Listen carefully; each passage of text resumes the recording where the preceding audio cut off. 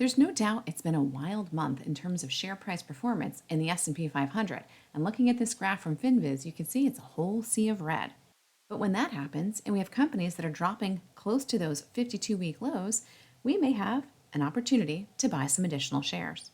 As someone who intends to buy and hold investments for the long haul, I'm looking for companies to create a source of regular income for me through dividend payments. So when good companies with solid track records of paying and increasing their dividends go on sale, dividend investors like me want to check them out. So today we're going to look at 7 different companies that are near their 52-week lows. And here's the criteria I used. To start with, they're near their 52-week low. They've got a PE under 20, payout ratios under 60, and of the 7, all but one actually meet that criteria. One's a little bit over, and we'll get to that. A 5-year dividend growth rate of greater than 6%, and the price to cash flow below 10.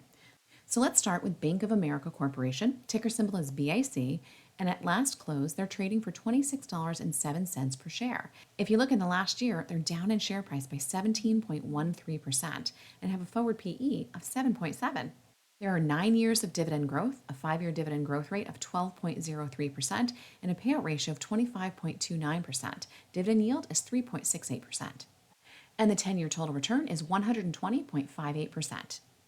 Next up is Bristol Myers Squibb Company, ticker symbol is BMY, and they're last trading at $56.66, year-to-date down in share price by 21.59%, PE 7.68.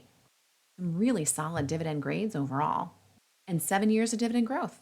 5-year dividend growth rate is 7.34%, payout ratio of 29.57%, and a dividend yield moving forward of 4.02%. And the 10-year total return is 58.81%. Next up is the Royal Bank of Canada, ticker symbol is RY, last trading at $84.08, and year-to-date they are down in share price by 10.24%. PE is 10.18. They also have some solid dividend grades overall.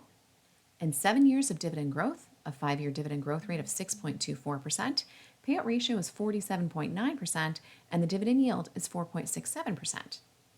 And their 10-year total return is 89.37%.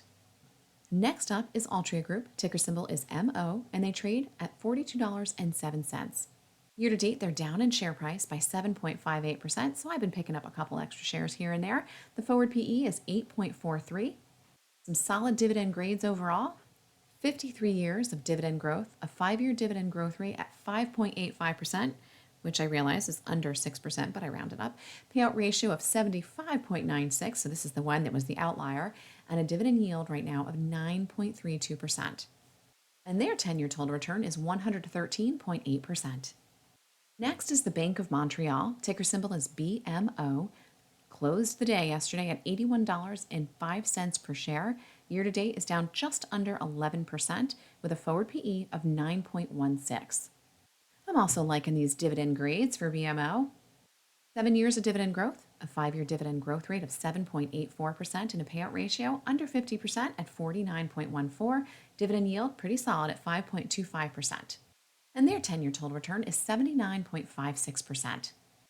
Next up is Target Corporation, ticker symbol is TGT. They trade at $105.01, and in the last year, they're down 32.58% in share price. Forward PE is 13.86. They also have some solid dividend grades overall, and 54 years of dividend growth with a 5-year dividend growth rate of 11.66%.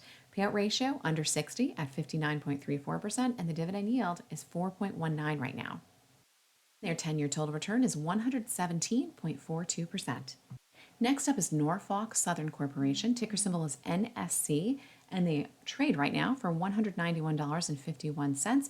Year to date, they are down in share price by 22.68% and have a forward PE of 15.84. And if you're not familiar with Norfolk Southern Corporation, they run one of the most expansive rail networks in the country. They too have some pretty solid dividend grades. With 6 years of dividend growth, a 5-year dividend growth rate of 13.17%, payout ratio of 38.54%, the dividend yield is 2.82%. And while it is the lowest of the dividend yields of the 7 companies we're reviewing today, they actually have the highest in total return in the last 10 years with 201.41%.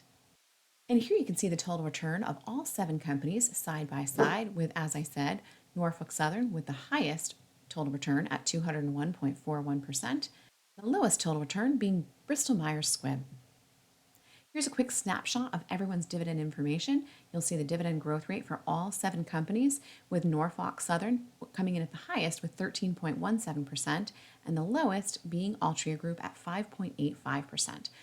So, what do you think the biggest buying opportunities are right now? What have you been adding to your portfolio in the last month? I would love to hear if you'd leave me a comment below.